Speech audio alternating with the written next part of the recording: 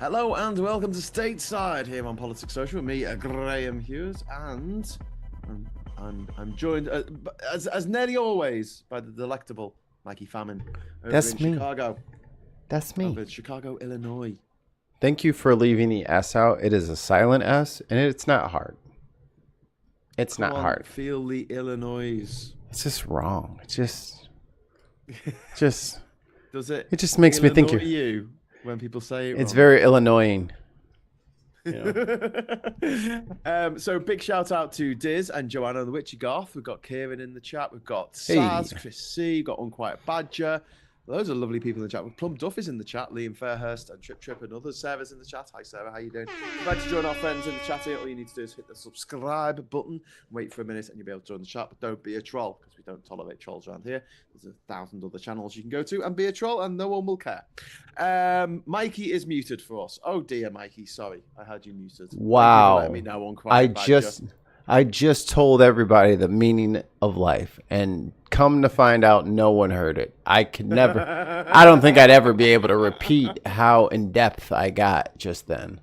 But You just sung the lost chord. We're never going to find it again. Don't know how you can do that. Multiple notes all at the same time. it was an H. It was an H flat. Anyway, so I was just saying to Mikey, we were talking about how the correct pronunciation of Illinois. And yeah, we're going to be cracking on tonight. First of all, what do you want to talk about first? Do you want to talk about we're all going to die? Because that's like the funniest thing that happened over the weekend. Yeah, let's get into Ernst. Ernst. Yeah, So she's got a this- very 90s techno name. Ernst. So this is mind blowing, isn't it? So this woman in a town hall, her name is Joni Ernst, and she said at the town hall she brushed off concerns that Medicaid cuts would lead to deaths by responding, "Well, we're all going to die." And then she Yes. followed it up with a mock apology video in a literal graveyard. I'm so sorry that at the town hall meeting, I have to explain to people that they are not going to live forever and they're going to leave the earth. And then she spun that into a come to Jesus moment. And I'm like, well, there you go, folks. There is your harmless, benign Christofascism at its peak. Who cares if you have health care? Just pray and you'll be talking to Jesus. Who cares if you get cancer from the water? You don't need treatment. You need prayer and maybe some anointing oils, which are $700 a bottle because daddy needs a new jet. Yeah. The apology video was just out of this world. It's the cringiest thing I've seen in quite some time. And this is with Elon Musk being in the fucking cabinet for that long. Like, it was pretty grotesque, even for Republicans. Like, bitch, why would I vote for you? I'll vote for a ham sandwich before I vote for that lady again. Like, what are you talking about? Are you religious, Mikey? No. No, okay, good. I'm going to offend you by saying this, but like she said... Real quick. On Saturdays, you can hang out with me and Neil, the 604 Atheist, on his channel, where we talk about deconversion stories. So if you are an atheist and you've left your belief system and you want to tell your story, come on over. Cool. She said, "I apologize, and I'm really, really glad that I did not have to bring up the subject of the tooth fairy as well." She's religious. And then she said, like, she concluded the video by saying, "For those that would like to see eternal and everlasting light, I encourage you to embrace my Lord and Savior, Jesus Christ." So, what do Jesus Christ and the tooth fairy have in common? Wings? How the hell do you ascend into heaven without wings? I ask you. I always love that. Well, I ask you. to heaven on a horse with a woman's face. A Pegasus. But, yeah. I love the idea that Jesus just like rose up into the sky, and then Tractor beam. Two millennia later, there's like a spaceship, and there's like this frozen Jesus just like floating through space. Dunks off the spaceship. Right. Or what my boy Rocket Raccoon, he's like, wipers! Get that shit out of here. Mind the Jesus. Mind the frozen Jesus. But yeah, I mean, The air's thick with them. These people are just not right, are they? They are in a blood cult. It is a blood cult. All they care about is sacrifice and drinking blood and eating flesh. It's fucked up. It's fucked up if you look at it like an alien. If you were an alien, you came down and someone handed you the Bible and they're like, "Wait, they're eating his body right now on purpose? Blood? On purpose?" And they think that there's a miracle that happens that turns it into literal blood, into literal flesh when they take a bite. They would laugh at us. So I'm laughing at y'all. Well, the big question I always like to ask to Christians is and Jews and Muslims, what makes you think that the most difficult questions we've ever asked ourselves as humans, like where do we come from? Where do we go? What happens after you die? Does anything happen? You know, how did it all come to be? You know, what's our relationship with the universe and everything? Why is the sun? You know, and all these questions were answered correctly in the Bronze Age. Yeah, like people were 99% illiterate, and there were no telescopes or microscopes or stethoscopes or any kind of scopes for that matter. It's like these people who are actively on the internet saying that the Earth is flat. I'm like, then your fucking satellite wouldn't work, dumbass. Like, you can't be having these long distance telecommunications with no satellites. It doesn't work. They just float in the sky. Those are balloons to look like satellites. I think there's going to have to become a great reckoning in which we stop being nice to people who are thick as pig shit. I think we used to be really mean to stupid people, and that kept them at bay, and it forced people to put in some effort in school. You didn't want to be stupid because stupid people might get kicked in the pants when they walk down the street because they're stupid, and who cares? I mean, I don't understand. Like, there's not even any self-preservation left. They're like, yeah, let's drill. Stupid. There's hurricanes tearing up the entire East Coast. It used to just be Florida. Florida only got the little bit of it. It went up the Carolinas and fucking tore all that shit up. What do you want, like a tornado to hit with a hurricane and then you'll believe climate change is real? Do we need to have the convergence in Kentucky or something and it just gets sucked off the ground and put into orbit and we have a second moon? Like, I beg them on a daily basis, what evidence do you need? What do you need? What does it take to convince you? And I'll do it. I'll jump through whatever hoop it is, but you can't move the hoop as soon as I clarify that you clarify the hoop, you can't move the hoop. But they just want to do this shit with the hoop, even if you want to take the effort to teach them shit that they should know already. I blame Forrest Gump for Furbies. And the end of them playing music on MTV because it got replaced by the real world and other reality stuff. And Trump is a reality TV person. So it's Farage in this country, actually.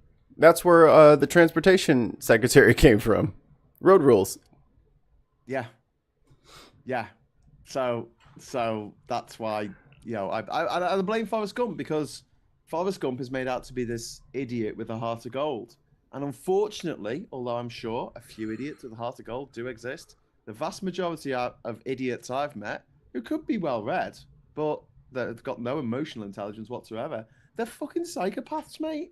There's a video series, I don't subscribe to it, but it just keeps coming up on my For You feed on TikTok. And it's this lad and his sister, and they're talking to their boomer parents.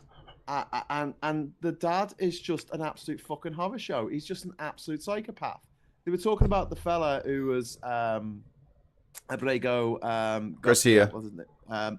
Who got deported to this Supermax jail concentration camp in disappeared San Salvador, and they the daughter says, I've got tattoos like that, and the dad goes, oh well. He says, so you wouldn't be bothered if I got like picked up by ICE and taken to a Supermax prison in El Salvador? And he went, no, you shouldn't have stupid tattoos, should you?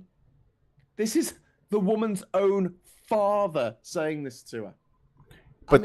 But those are the same people who were in the direct line of fire of all the Doge cuts, all of RFK's crazy shit, all of McMahon's dumb shit. Like, he's in the direct line of fire. He thinks, the laser is pointed at the enemy. And all of us are just standing there with mirrors, just waiting for the beam to hit us. And we're just reflected. Like, we're like, don't fire. We're going to reflect this back at you. And they're like, nice try, the old mirror trick. And they are cooking themselves. And then he'll be the same guy who is furious in 6 months that his kids won't talk to him. And then he's furious that his job let him go because, the market's crashing and I don't really need you. And he's like, well, I got a 401k to rest. Oh, I can't really rely on that. Like, he's the guy. Like, I'm advocating for everyone, all citizens, even the ones I disagree with. But there's kids, right? Like, how is this sustainable for bringing in the next generation? It isn't. There's no planning on the kids, on the future, on the schools, on the healthcare at all. So the same democratic, liberal-leaning society that he grew up in the late 70s, early 80s, he's actively trying to destroy. And the boomer move of them all, which is to close the door behind you. Like, I don't know who taught them that, but they need to unfucking learn that shit, or they are going to find the pitchforks and torches very uncomfortable for them. Because we're all in our... Not all boomers, before we get into trouble with the couple of boomers who watch this show. Not all boomers. When those boomers in the world, Muhammad Ali had a great interview quote thing where he's talking about racism and shit like that, where he's like, now if one snake is coming down the aisle and you tell, or 1,000 snakes are coming down the aisle and you tell me 10% of them snakes are good, you expected me to just expect them 10% good snakes to just make a wall and block all the other snakes from there? If you are not eating other boomers and taking their lunch money and embarrassing them, then you are them. Just like if you are a cop and you let your fellow officer beat the shit out of somebody and not put it on paperwork because it's a drug addict, who cares? You know what I mean? You're also a bad cop. So if you have not been actively trying to dismantle this pull up the ladder behind you mentality, then it is you too. And if that's uncomfortable, good. Do something to change it. The fact that the Republican Party, this bill that's going through the House at the moment, whether it gets going through Congress, whether it gets through or not is another matter. But if it does get through, you're talking what is it? 6.7 million people dropped off healthcare. Is it? Well, that's 8.7 million. Would remove 8.7 million people from healthcare coverage. That's the tip of the iceberg, because you also have to consider, let's talk about retirement homes, like old people's homes, where we take our golden age people so they can live out the rest of their days in dignity. Well, they take a lot of that money. They mostly sustain themselves on that money. So let's say your grandpa, maybe he's got a hip thing, and he needs 24-hour care. So you guys put him in there. There's not going to be somewhere for rich people to put their elderly family members either, because without the 80% of the people or 60% of the people that are taking that government assistance, they're not going to keep the fucking place open for the 10%, 15% of people who can afford to pay it out of cost. You'll just have to hire somebody to come into your home, which is definitely in the budget. I'm sure you guys had that all squirreled away. And it's, the retirement homes is a good analogy, but that's multiple things. There's multiple failure points all across the country in all kinds of sectors, simply because I'm Idris Elba. I goes where I goes. We got a subscriber. Thank you. It's not gonna work in the long term, because they have so many different points of failure that they are triggering intentionally so that those systems no longer exist. Yeah, you're right. But they're making jokes about it. They're making jokes about openly making jokes about letting people die for tax cuts for the super wealthy. This is all part of the Republican post-shame era. There is no shame anymore. There's no shame in being an idiot. When I was a kid, the idiots, because I went to quite a good school, and you didn't necessarily get sort of bullied for being ginger in this school. you got bullied for coming bottom. So it was kind of like a little bit of. Oh, for having the lowest scores. I was like, Yeah. what is he trying to say to me right now? I feel like he's trying to coming bottom. The lowest score. It's not a gay reference. I have to check. You guys are very loosey goosey with the sexuality, so I have to like. Is that what happens? They just kind of. Pride Month, by the way, everyone. But no, yay, happy like, Pride. if you came bottom, you were mocked for coming bottom in a test. And now people are wearing their ignorance like a badge of fucking pride, and it's not just in the US, it's in the UK, it's all over the fucking world. I'm not really. People used to be embarrassed about not knowing stuff, and now we've got access to all the information we'll ever need through the internet, and everyone's like, "No, I don't want to know." Let me ask. Want to find out the answers to things. Let me ask you this: I feel like Let me know if you agree. Here, I'll put it this way: I feel like I've learned more since like 2010 than I learned in all of my years of school, thanks to my smartphone and YouTube. Like, I feel like I have learned so much since becoming an adult and having this technology. And then to find out people don't even read. Like, everything that they're getting is from Facebook. I'm like, you don't have any books in your house at all? Like, not even ones that I'm gonna read it. Like, everyone has like that stack. Everyone has like that big infinite chest. That 15 book stack. Like, oh, I'm gonna get to that. Oh, I'm gonna get to that. And when I do, it's gonna be so cool. But it's our parents read the newspaper, like, or listened to the radio or watched the news every night. These people are reality TV, sports betting, and violence, and trans porn. Sorry, guys. We know your secret's out. We got the report. You guys all love trans porn. As much as you rail against it, you love it secretly, desperately. Over in the States, I mean, what's the reaction been like to this woman who's, we're all gonna die? Are they talking about it? I mean, well, you heard it in the clip. In general, about I know you're hearing people in town halls, but if I was in a town hall in America, I'll be one of the noisy fuckers shouting out. Do you know what I mean? Yeah. So, what's the feeling at the moment? But let's contextualize the meeting in a sense. So they're going out for summer break. And she's gonna do. Congress is going out for summer break, and she's gonna do one more town hall, right? So let's not forget, she did this on a Friday at 7:30 in the morning. Wow! And that room was still packed to the brim, and they booed her relentlessly. Like, she tried to get away. Like, so I mean, I know it looks like, oh, there's not gonna be any response, but she tried to sneak a meeting in, like, see, I talked to my people, you just couldn't get to the meeting, and I had to do the meeting this time because of my scheduling constraints.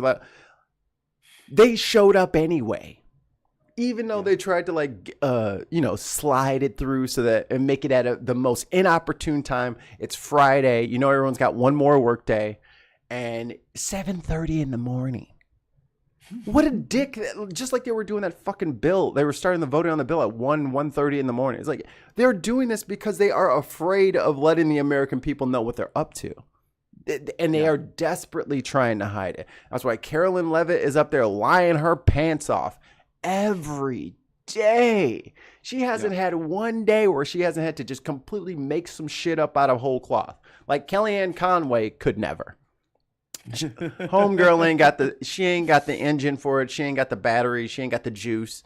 Carolyn Levitt is Kellyanne Conway on performance enhancing alternative truth drugs. Like, she is just a different lying machine like we have never seen previously. Yes. And with a straight she's face. Very good at it. She's very good at lying. But yeah, just to go back to what you're saying about learning more stuff, yeah, I think that's true. I mean, like, I always said that I learned more stuff traveling than I ever learned, about politics and history than I ever learned in school, university. And yeah, I guess having that access to information at the tips of my fingers, it's I think you're right. And what's kind of weird for me, like, when I did my travels between 2009 and 2012, I didn't get a smartphone until I came back to the UK. I had like an iPod Touch, which was kind of like a smartphone, but you couldn't make phone calls on it. No, it had Facebook. That's all. Facebook and Twitter. It had Facebook. It had Twitter. It had Zoom. And then this is an Apple thing. They decided to do an upgrade, and then they said, "Oh, it doesn't work anymore." Like that was the whole the upgrade. The whole point of having like the iPod Touch and all that stuff with the video. You just wanted to get to the App Store, because like back in those days, like the only good apps came on the Apple Store, because all the ones on Samsung were fucking trash, or they were like $10 each, and they came from sketchy companies, and they may or may not work. It wasn't really regulated, so you had to go over to Apple to get the good stuff. But it's so Scott over here in the bin chat says Boomer, Gen Z, Gen X, it's all foreign to me. So what's the ages for Boomer? Do you remember? So you got the greatest generation with the war generation, so they would have been 18 years old when the war broke out. So that's anyone from like 1921 to sort of 1935, something like that.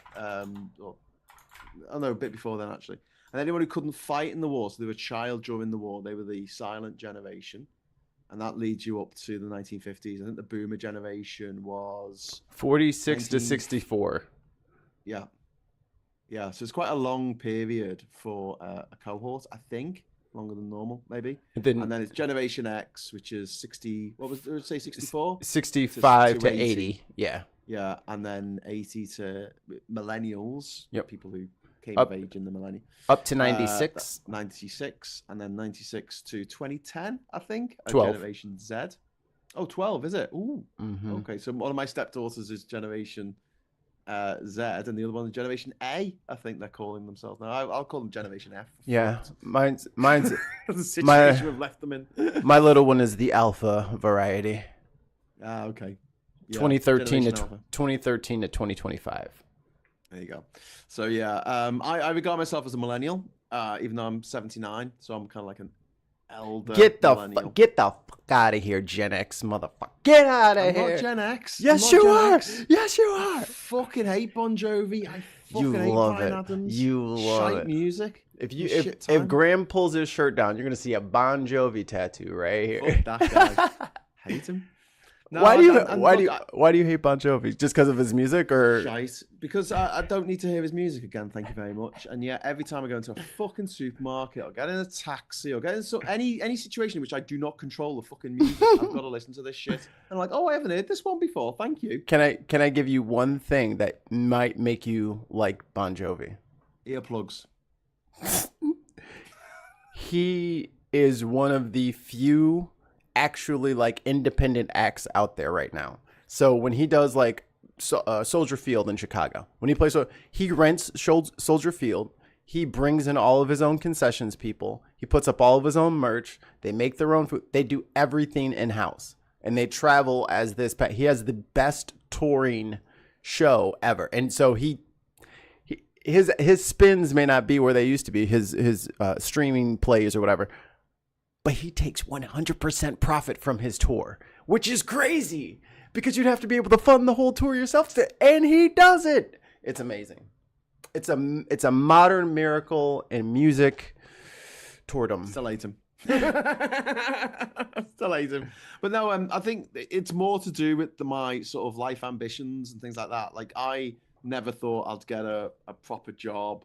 I don't own property in this country. I never settled down and for the normal life. And I feel like my older brothers are a bit more. No, they're totally Gen X in that respect. But it's to do with like, I don't know. I know I'm wearing an ironic 90s shirt at the moment, but generally speaking, I don't regard myself as a Gen Xer.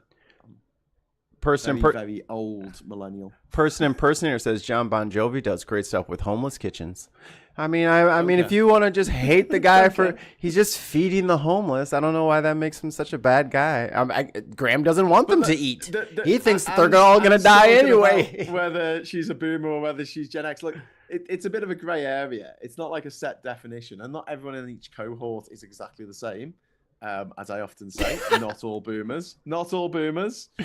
Are sociopaths, but I mean, I've got to say it. You know, which cohort had the most psychopaths by a factor of 100? I think that'll be the boomers. My God, you loved your psychopaths. There's a lot of them. The 70s, 80s, and 90s, you couldn't leave the house without running into a psychopath who wants to chop you up and put you in the fridge. I mean, like, people with the vans and all that shit, that wasn't my generation. That was before us, and we were like, oh shit, a van with no windows, run! Run! Stranger danger. We had to learn. Off a cliff. We had to learn how to fucking defend ourselves from psychos. Yeah. And we got the CCTV these days, and there's DNA testing. I'm like, yeah, but they didn't have that in the 40s. They didn't have nearly as many serial killers. I mean, they had killers. Lots of killers, obviously. Hey, Graham. They got medals for killing people in the 40s. Hey, Graham, maybe they didn't get caught. You ever thought about that? Well, yeah, well, maybe. I mean, obviously, they got away. Bits of people and all that kind of shit. You know, weirdos. Maybe they got away with the crime. I mean, that could be the obvious answer to the query is they didn't show up in the data because we never caught their ass. Well, I think that's quite interesting because there's I've mentioned this on the show before. There's a bit in one of the Sherlock Holmes mysteries where they go off into the countryside. I think it's out of the Baskervilles, and Sherlock's saying how much he hates the countryside, and Watson's like, "Oh, you can't tank us all, bastard. Why do you hate the countryside? Everyone loves the countryside because there's loads of like crime that goes on and never gets reported because there's no one around. Can't get away with this shit in the city." Look at what's happening in South Africa. Those farmers are facing a white genocide. All one of them. All 12 this year. Never mind the hundreds of their workers who have been killed by roving gangs of starving, broke, desperate people who are trying to feed themselves during an apartheid regime which refused to let go of the reins of power. Perhaps if you got rid of all the relics of the fucking apartheid, you wouldn't have this fucking economic disparity which produces crime. If you want crime, start taking money away from people, and then you'll get it. It will pop up like a toadstool overnight. Yeah, but the South African government in the early 90s under was it P.W. Botha and then F.W. de Klerk, they never gave up the power.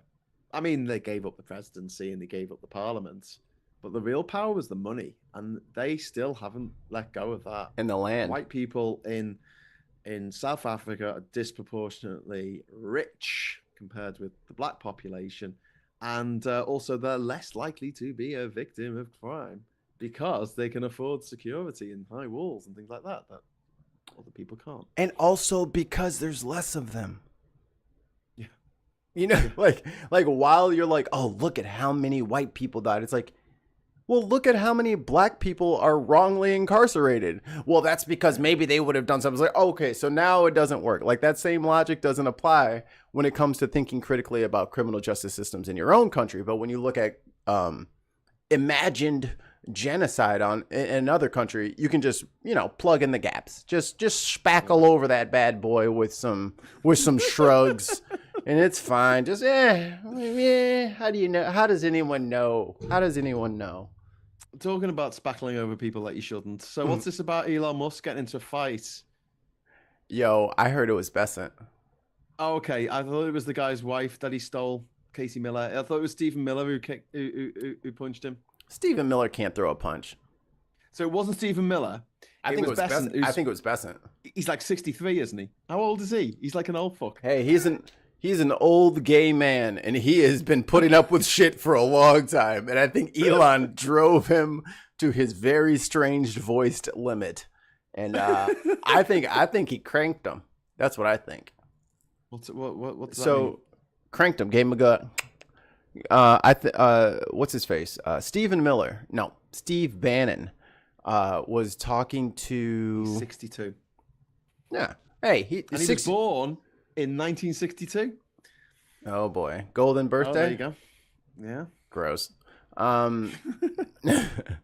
But Steve Bannon was talking to a reporter saying like Elon was getting all or Besant got in his face because he was like, yo, you're supposed to save us 3 trillion or 5 trillion and you've only said 150 billion. Like, where's the money? What have you been doing? Blah, blah, blah. And then Elon got all, and that's when Elon got physical, quote unquote. And then he said, yeah, they didn't go well.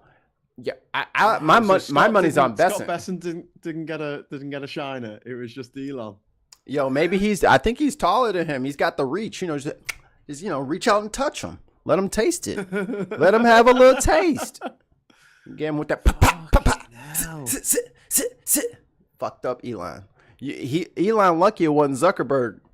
I'm still waiting for them to cage match like they promised us, like, I don't know, 5 years ago.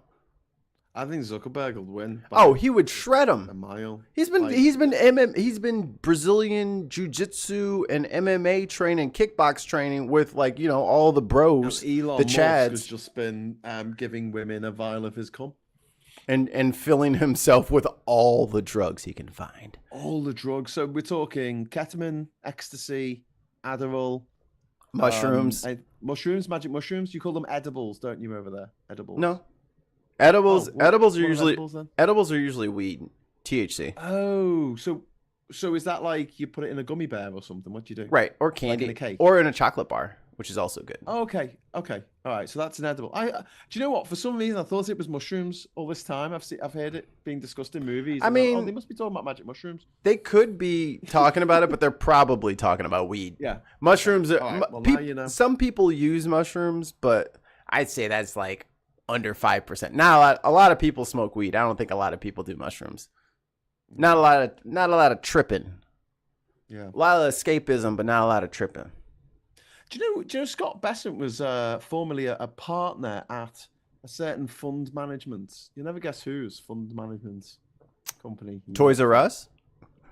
George Soros. I knew it. They're taking us down from the inside, Graham. The calls are coming from inside the house. Oh, maybe he's maybe he said something about Soros, and then Besant was like, "Sure, you can," and gave him a fucking dragon punch, the dragon uppercut. He's like, "You're not saying shit about my buddy," and he gave it to him. Maybe reverse roundhouse.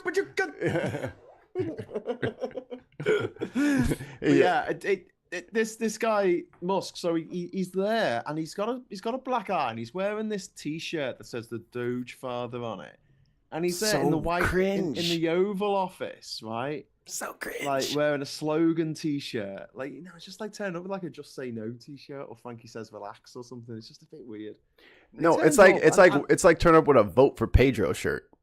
Yeah, and he's got this fucking black eye, and it's just like, I don't know, and then he's, they've done the thing where people have played back the video of Trump talking, and they focus in, they zoom in on Musk, and he's just away. Yeah. That is drugs, and he says, "Oh no, it's autism." I'm like, bullshit. I know a lot of people who are autistic, and none of them behave like that. That is just fucking weird. I don't know what it says about me, but a large portion of my friends are on the spectrum. Bullshit, brother. Just like none of my friends, because of their autism or having Asperger's or whatever, they don't fucking Sig Heil on big stages. Like, enough. Did you hear someone said that because he apparently, because of all these drugs that he's been taking, he's lost control of his bladder and he just pisses himself, and it's really painful because basically the capillaries in his cock are fucked up because of all these drugs he's put inside himself. And someone said, "That's not urine, it's actually Roman sweat." It was funny. It's hey, maybe he should just get a catheter. Call it a day. The thing is, I've got no sympathy because it's completely self-inflicted. And it's not as though, like, I know people who have fallen into alcoholism because they've lost their job or divorce. They haven't got any money and they're living in a shit house or a shit flat and they're just miserable. And it's something to keep them, escapism going.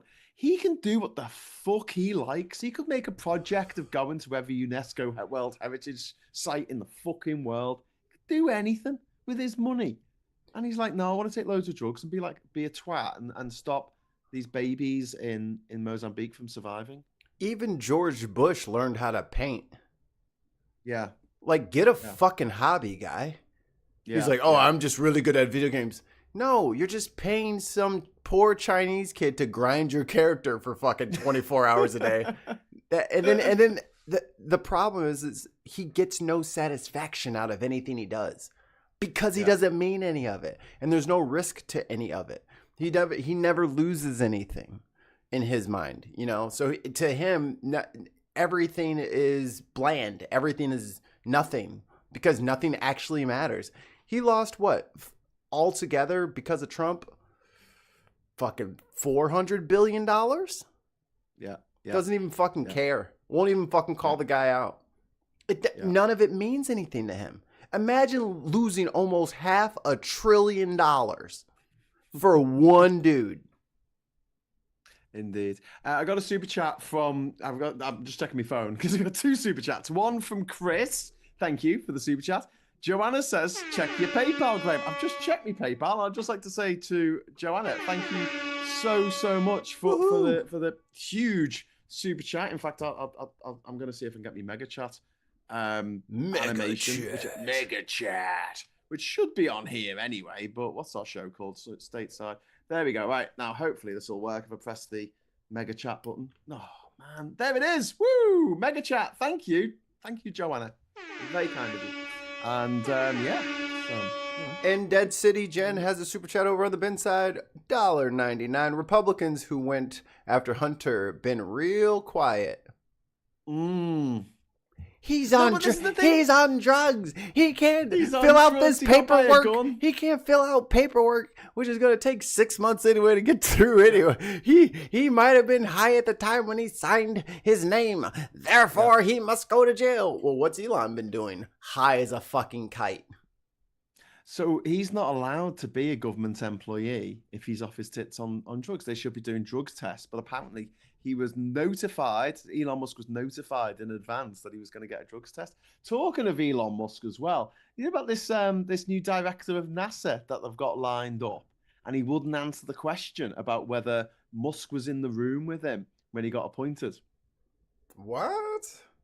So this is the new director of NASA, obviously, you know, SpaceX, etc. We're going to have to purge and bleach NASA too to get all those fucking tribbles out of there. They're not as cute as tribbles. They're more like gremlins. Someone's fed the tribbles after midnight, and that's how we got that's how you got the Republican. Someone told me one time that Republicans, because that's how you get Republicans. Someone told me one time, or I read somewhere online, that Lil Wayne looks like a gremlin that you poured Monster or Mountain Dew on instead of water. I was like, that tracks. That is facts. Or Monster or something like that. Some yellow caffeine riddled substance. Yeah. So this is the new director. I don't know if it's director, chairman, or whatever it is of NASA, but you see, the thing is, we've had 9 of these big fuck-off space rockets. Elon Musk's, what does he call it? The supersized fucking space rocket or something. The Falcon Heavy. Falcon Heavy, yeah. So they've had 9 tests now, and they've all blown up. Oh, no, that's Starship. Oh, Starship, okay. So yeah, Starship is these are like super heavy rockets, aren't they? These are the size of the Saturn V, which is the one that got astronauts to the moon. Not that big. And they've all blown up so far. They've all cost NASA, the American taxpayer, shitloads of money. Yeah. And like NASA have got rockets which are reliable, and the old Soviet fucking rockets that they still use, the Soyuz, the Soyuz, they're reliable. They don't blow up. No one's going to get into these rockets. They keep blowing up. And he's like, "Oh, we're going to take people to Mars." But the same way he tried to run Doge is how he keeps trying to fuck up SpaceX. Like, yeah, he headhunted and got some of the best people. Some of the best people from JPL and NASA are working currently at SpaceX. Unfortunately for them, they have a brain-addled, high as fuck child as a CEO. And he keeps, like, they might have been done already if he would stop fucking with shit. Don't touch, just leave. Just give them the money and then go back to South Africa and start painting those white fucking crosses that memorialize 1 billion people dying or whatever the fuck lie y'all are pushing. Go do something else. You're not good at anything. Just go away. Just go. So this guy, the NASA nominee, his name is was, well, it is, Jared Isaacman. No, he's been dropped. He's been dropped today. They've announced that they've withdrawn its nominee for NASA administrator. And this close ally of Elon Musk has been yanked from consideration to lead the space agency. He's a billionaire private astronaut who was Musk's, not Trump's, Musk's pick to lead NASA. They're fighting like rats in a sack, aren't they? Everyone at NASA should quit. Don't help them. Come to Britain. Like, yeah, go to some other country. Go to some other country in Europe, or go to China, because China's space program is actually legitimate, and they have a rover on the moon, and that's awesome to me. And they're gonna map the dark side or the far side, and that's like, I'm interested. That's a way better use of their time than to just sit in NASA run by an Elon puppet who's just gonna say, okay, so what we're gonna do is take all the money and put it in my bank account, and then we're gonna start building rockets right after that. Like, no, dude, he's just enriching himself 24/7. It's ridiculous. Openly, they're not even trying to hide it. The Trump crime family have made $3 billion. Like, on TV, Trump played a billionaire on The Apprentice, and now he actually is a billionaire by being president again, and he learned his mistakes from last time, because nobody's going to stop him. He thought last time there were rules. He thought there were guardrails in place. He couldn't just steal loads of money off stupid people who go for cryptocurrencies. He thought that he couldn't do that, but then he discovered that there's nothing to stop him, and so $3 million, mate. That was the problem. He had competent people in the cabinet the first time, and they were sabotaging him. And they were making sure that shit didn't work out the way that it would, and that Steve Bannon didn't make that mistake this time. He said, get the dumbest motherfuckers possible. Can't have them too bright, because if they're too bright, they might try to follow the Constitution or some shit. Get a bunch of dumbasses who can barely read and write, and get them in here. If Elon, he's on drugs? Bring him in anyway. Hegseth can't fucking keep his mouth shut? Bring him in anyway. This lady has never seen a public school? Bring her in anyway. RFK for health. Perfect. Like, this is the point. The destruction of the entire administrative state is the point. So an Elon appointed person for NASA is probably someone who's going to be like, okay, so first point all the rockets at the ocean, and we're going to launch them all at the same time. Like, that's what he wants to do. They just want to bankrupt it so that there is no NASA, so that there's only SpaceX. There's no need for NOAA. We have Starlink now. They'll do all of our monitoring for it. Like, that's the point. All of this is to steal. Firestone Tires buying the LA trolley cars. Yeah. Which didn't use tires. Most curious. Most curious indeed. But yeah, the fact that Trump is now, like, a multi-billionaire, and he's clearly shit at his job. Musk was absolutely abysmal at Doge because it didn't save the American taxpayer any money at all. It's actually net cost the American taxpayer because of all the court cases that are going through. Trump's lost 89% of all of his court cases so far since January. That makes him the biggest loser. He wanted to be the best at something. He's the best at being a defendant and losing. Yeah. But I'm just still amazed that it's still holding together. It just seems to be like, how the fuck is this ship that you are holding together with, like, bubble gum and fucking barbed wire? How the hell is this staying afloat? Like, why haven't they all killed each other? Because it's a big ship, and what we have is two assholes who are trying to figure out thermite down in the hold, trying to blow a hole in the bottom of the ship. They're kind of getting it, but not quite. So, I mean, like, McKinnon in the chat over here says 50 plus years to get nearly $1 trillion, 3 months to lose half of it. That's what I'm like. These people don't understand anything. Yeah. Anything. Like, they're totally like, RFK is a perfect example. This man, Graham, according to RFK, what percentage of Chinese people have diabetes? Oh God, it was something ridiculous. I don't know. 70%. Half. He said half of Chinese people have diabetes. Oh my God. Didn't he say that 70% of all pharmaceuticals are bought by Americans? He I'm just like, makes pretty sure shit it's up. not. He just All makes shit pharmaceuticals are up. free if you really need them, or you're on a low income. He just makes it up. Just making up shit off the fly. Oh, I never saw. I vaccinated all my Chinese people. Are diabetic compared, according to him in his press, like out loud on camera in 4K in front of the whole world. You have people who can't read and write. Trump can't read. We all know this. Kier, PM Starmer handed him, here's a lovely letter from the king. And he was like, yes, this is a nice letter you have here. I'm just going to read it in my head silently now. Wow. So Chris in the chat is telling us about two parents in North Carolina who have been charged with manslaughter after they allowed their 7-year-old son to walk home from school with his brother. He was killed when a car hit him. The parents are in trouble? 76-year-old hasn't faced charges, but the boy's parents have been charged.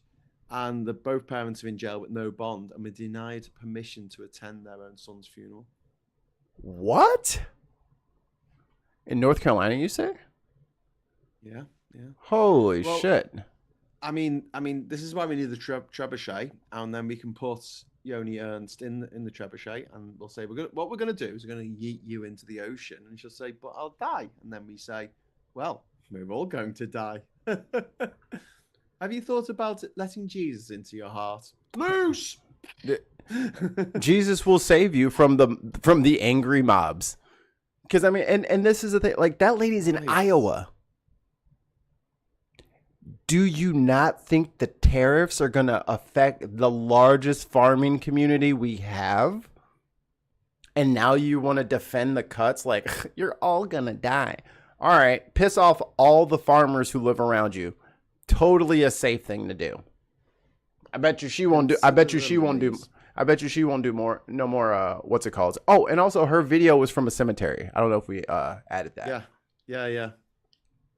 Because she was like, ha ha ha, look at these dead people. We're going to make more dead people. Think about all the babies that we've killed in Africa. Ha ha ha ha, we killed them. I forget the guy's name. Sick motherfuckers. I forget the guy's name, but he's doing the media rounds. It's a Democratic guy, and it's a very red area, but he's running against her. He's like, I'm not going to let you guys just die. That's the campaign slogan. I'm not going to just let you guys die. That's my platform. Yeah.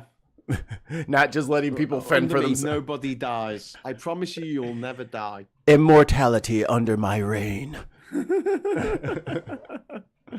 No, I said immorality. That's what I said, not immortality. You misheard me. It's your own fault. And I know you might think that's victim blaming, but let's go for all aboard the immoral train. But yeah, this is just half the course, isn't it? Like what's been going on the last 5 months. We've got another 3.5 years of this. But look, these are supposed to be the main distractions, right? You got the dumb bitch talking shit, telling everybody they're gonna die. Where's Trump's response to Zelensky? I don't know.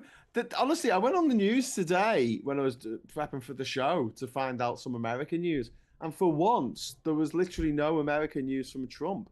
There was stuff from other things that were going on, but from Trump himself, very quiet, funnily enough. Because it's all going to shit. And I accurately predicted the paranoia has begun. Because they know that they've done wrong and they assume that everybody's coming after them to stop them for the wrong that they've done that no one found out about. Like, it's kicked in already. But it's not going to help them. They're going to drive us off a cliff, and then the people are going to get pitchforks and torches. Like, that's kind of where we're at. Like, we're going to slam into we're going to have a very rough landing before we can get back up into the air. But the thing is, I mean, his unapproval rating hasn't really changed that much. You know, the people who disapproved of him this time last year still disapprove of him, and the people who think he's fucking the second coming of Jesus, fat orange Jesus, they all still love him. Like, it's just... Those people aren't being polled, though. and those people aren't being told the whole truth, because if they only watch Fox News and the press secretary, everything's going great. What the hell are all these people talking? What are all these Democrats lying? These liberals, these woke crybaby transgendered liberals, they're all just making things up. Okay, when your shifts get cut, we making that up? Is that our fault? Did we do that too? And then if this spending bill goes through and several red states are bankrupt, is that the Democrats' fault too? Yes. Did we do that too? It'll be the fault of Democrats, drag queens doing story hour, immigrants, and trans people. And you can try to sell that to the American people, and the Democrats, good, bad, or indifferent, are going to clean up. Like, you need to provide results. Like, even on the first go round, a lot of people thought that they did better financially under Trump in the first administration just because of the stimulus check, which is deficit spending, which they are complaining about now. The only thing they liked about his first presidency, they have to pay for now, because that money doesn't just come out of nowhere. And now they're like, oh no, we got to get this deficit under control. You weren't saying that when you took the $1,200. You were happy then. The $1,200 was great back then. But now that you have to pay on the back end, he's like, no. Not only are you not going to get another stimulus check, I'm going to tax you. And they're like, yeah, this will work. We'll get China. Wait till they figure out it ain't China. But I don't think they're smart enough to figure it out, Mikey. This is my worry. But Democrats raise the prices on trade. Like, they can't spin that to the left. It's theirs. But it's been his thing. He said the other day, he was asked about the economy. And he said, all the good bits of the economy are me, and all the bad bits are Biden. That's what he said, straight out. He didn't even try to contextualize it. He didn't try and make up a metaphor or whatever. He just went, me, bad, Biden. Well, I think that all the good parts are mine and all the bad parts are Yeah, that's what he said. That's the shit that came out of his mouth. And it was just like, okay. But that's the thing. Like, when he says shit like that, and then I think there was it might have been the same interview, but later on, and he was just kind of, and he's just like mumbling, and it's kind of incoherent. Like, even with the taco accusation, where he got all like red faced and didn't know what to do. He got so obsessed. He's not firing on all. He's got a few misfires in that old inline four he's got up there, and it's not. He can't do what he's trying to do. He doesn't have the brain for it. He can't spin this in his normal Trump fashion. He can't put enough English on this ball to make the people believe that other people are in charge of his trade policy and not him. He has made it abundantly clear that this is his idea, and he's bringing people to the table, and they're going to have to negotiate. Please, China, baby, I'm sorry. China, girl, pick up the phone. China, come on, pick up the phone. Nobody wants to deal with you. Yeah. They're going to wait you out, because everyone else in the world knows that presidents don't last forever in this country. Yeah. And if you try it, oof. Yeah. One of the actors from King of the Hill, I think he was in Parks and Recreation as well. I think he was in the Parks and Rec. He just got shot dead by a homophobe. No way. Yeah, that's fucking shit news. I think it was like 59. And everyone's singing the Beatles songs in the live chat. What are they doing in yours? When people no longer feel listened to or represented, the depoliticize, because why bother? Politics doesn't hear them. Exactly. And that's why AOC, and what I've been beating the drum for fucking 2 years, is there needs to be a viable third option to politics. You can have your liberal side and you can have your conservative side, but there needs to be a blue collar progressive side that is about unions, about fucking, healthcare, Medicare for all, healthcare for all. Like, that is what the people are desperately going to be in need of. Whether or not they, the politicians run on it, like rent caps. Like, running on rent caps and universal healthcare is like an 80%, you know what I mean? Like, that is a landslide ticket. But unfortunately, with the Democrats, there is too much moneyed interest, Ezra Klein and his abundance fucking ideology, where they think, no, let the corporate people take over and will do democratic things. And it's like, no, the problem is the money in the first place. So no, thank you. You and your billions of dollars can go fucking get an oil platform out in the middle of the ocean. You guys can make your own laws, have your own little society. Piggy can hold the conch, and you guys can be lords of your own flies. But the regular ass Walmart shopping ass people don't give a fuck about what they're selling right now. It doesn't work. They want their lives better now. And if you can't do it now, then you can leave. Yeah. Trump keeps promising it, even though he can't deliver it. There are things we can deliver and promise. I think we should go with that. But the two-party system we have now is not interested in doing anything that helps the American people. Just American corporations. Yeah. In the chat, we had Loud saying Zelensky had plenty of cards to play. So this caught Vladimir Putin on the hop. It was quite audacious. Did you get much coverage of it in the US newspapers? This destroying of over 40 Russian bombers. Oh yeah, Mission Impossible style operation that took 18 months to put together. Even MSNBC covered it this morning. Oh wow!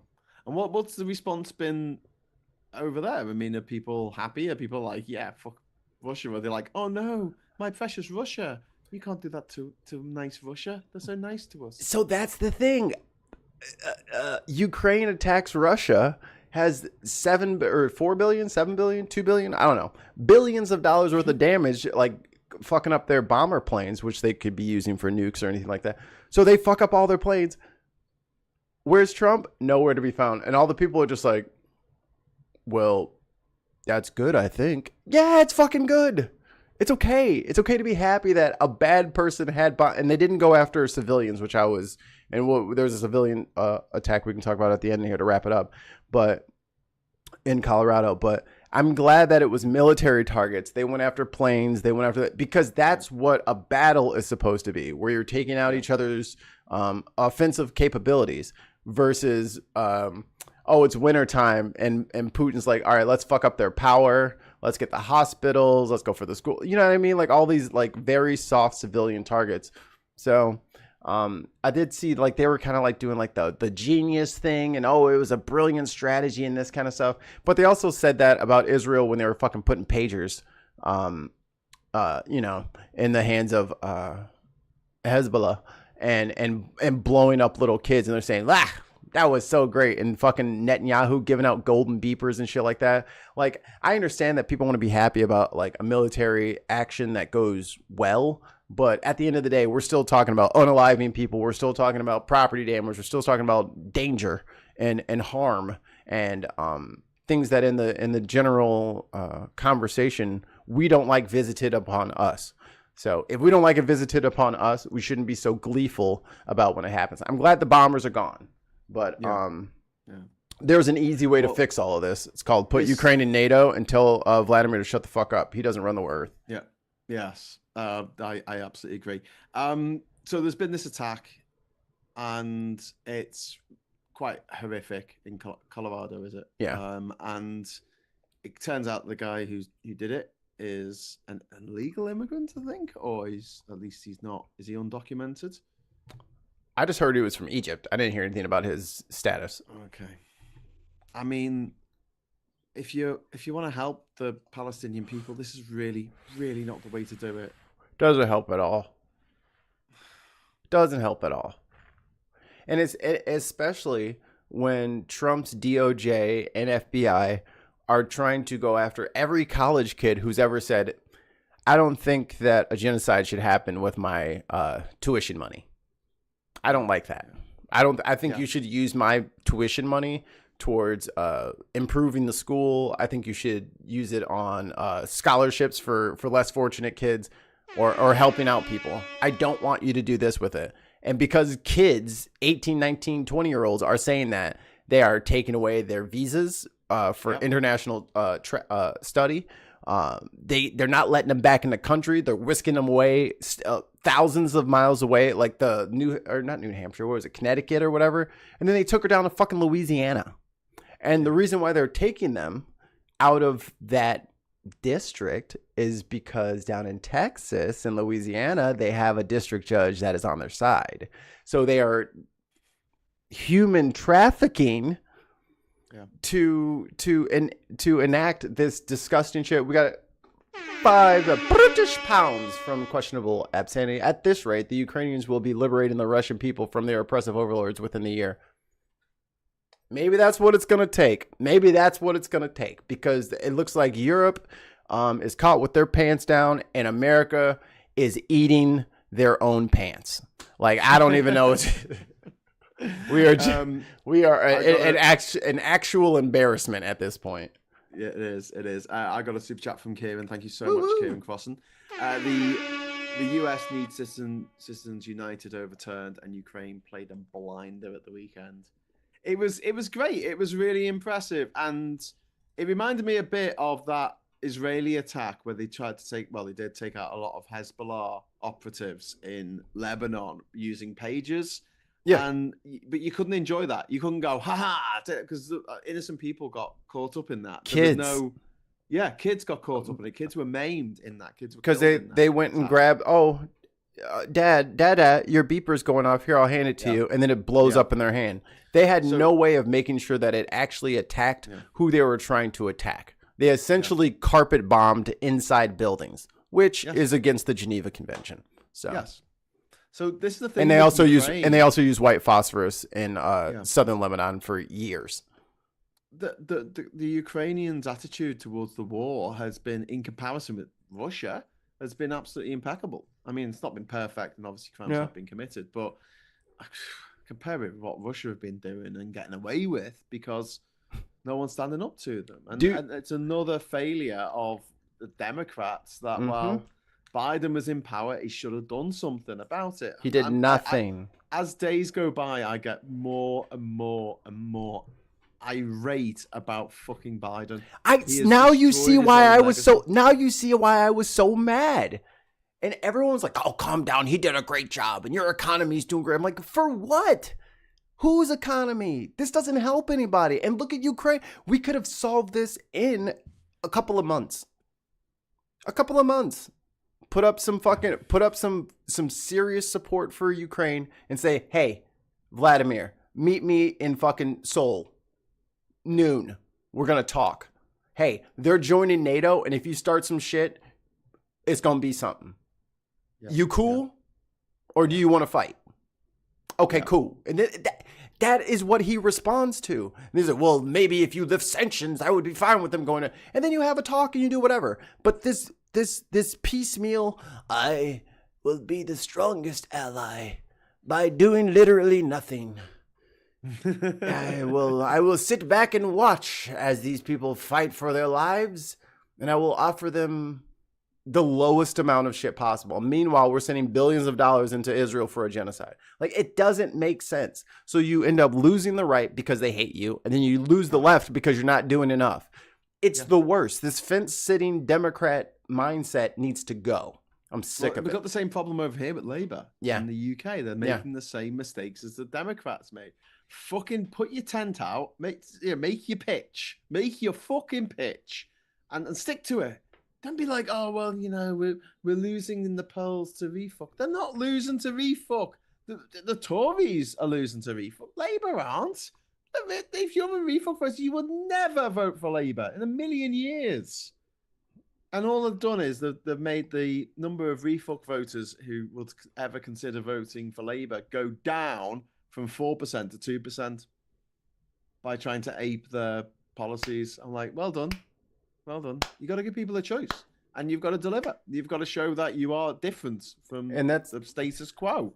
No one wants to stick with the status quo when people are impoverished. People can't survive. People can't go out and have a good time. Like, I grew up in the 90s. It was great, Mikey. It was fun. Go out and have a fucking boss time for a $5. Yeah. I'm not even kidding on that. It was like a $5. You get drunk, get a taxi home. It was brilliant. You get a kebab. Nowadays, you go out on a Friday night. A nice night, meat pie. You're going to spend at least 70 quid. Like that, and that's normal, and we're supposed to accept that as normal, and that's just the way it is. That's just no one's on the grift. Yeah. That's just the way of the world. Bullshit. Like bullshit. No, y'all are stealing from the generations underneath you, and we've caught and wise to it now. So, well, not all of us. The ones that matter. Kevin says Mikey is bang on. The UK should have had a stronger response after the Novichok attack. I couldn't agree more with you. What's the Novichok attack? This is when there was a British woman called Dawn Sturgis. There was an attack on this on a father and a daughter called the Schreppels, who were he was like an ex-spy or something, and Putin didn't like him. He was living in the UK, and there was a chemical weapon attack with this horrific nerve agent that just like really fucks you up. And this woman, innocent woman, Dawn Sturgis in Salisbury, and she succumbed to this poison, and she died. And it was Russian agents killing a British citizen on British soil. And our then at the time Foreign Secretary was a guy called Boris Johnson. You won't have heard of him. And he decided to celebrate this murder of a British citizen by going to a fuck party in Italy with the son of a KGB agent. And who was there? His dad, the actual KGB agent at this party. And Boris Johnson went straight from a NATO summit on his own, a NATO summit to talk about these attacks on his own with all the documentation. And he told his security detail to fuck off so he could go and, hang out with his Russian mates and bang some miserable Russian prostitutes and snort cocaine off their backs. I have a sound clip. You can't hear it, but them's the breaks. When Boris got sent away, it was like, but them's the breaks. Yeah. I've got a super chat. So yeah. That before you go on. Questionable obscenity. Thank you, sir. I tend to listen to LBC overnight, Bull and Pain Time, and the Bull and Pain Time doesn't sound like fun. And there seems to be a lot of Labour voters ringing in saying they'll now vote for refuck. This is what I was going to say before. With this abundance thing, I don't like them because they're trying to give everything to the court. They're trying to deregulate everything for the corporate overlords, whilst using the language of that you're talking about.